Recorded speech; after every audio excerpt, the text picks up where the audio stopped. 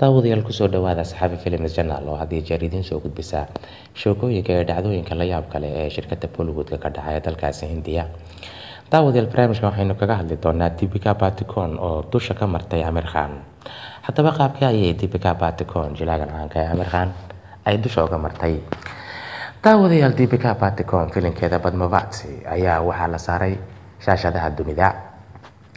Haddaba filimkaasi sideentiisa kadib waxaa loo qaaday in laga sii daayo qaaradda Ameerika.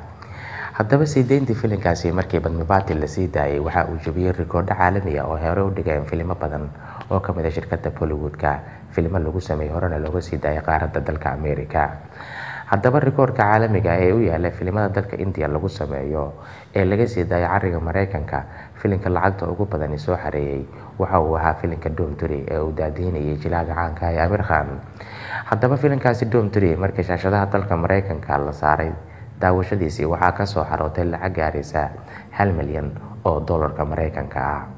Haddaba filimkan ay Deepika Padukone daadiinayso iyo Ranveer Singh iyo Shahid Kapoor sideentiisii koowaad waxaa ka soo xarootay 1 milyan iyo 200 oo kun oo dollarka Mareykanka ah.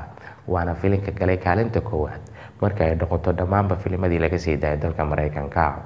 Filimkan ay daadiinayso Deepika Padukone ee Padmavati oo muranka badan dhaliyay ayaa waxaa lagu tilmaamay in uu yahay filim aad dad badani markii ay daawadeen ay ula dhaceen, waxaana suurtagal ah in uu gilgilo box office-ka waxaana lagu tilmaamaa in wadadii uu maray Bahubali 2 uu mari doono Padmavati.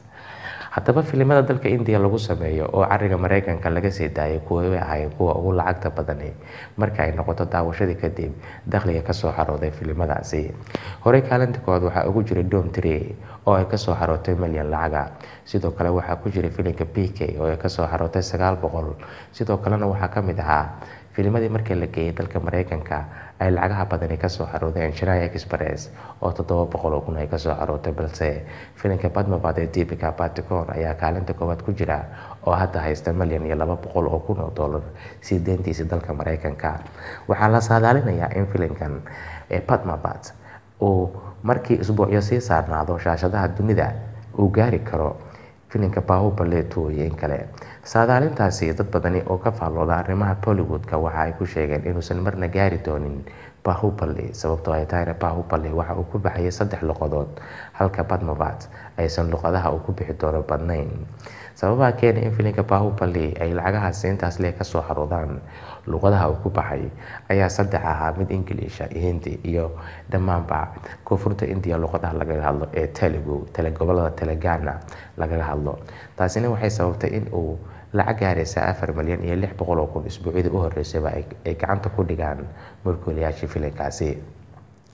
Haddaba Padmavati oo aan luqado badan lahayn lacag intee leeg ayuu soo xaroon doonaa maadaama uu rikoodhkii koowaad ee dalka Mareykanka Dhoom 3 u yaalay uu jabiyay. Ma suurtagal baa in uu gaaro Bahubali?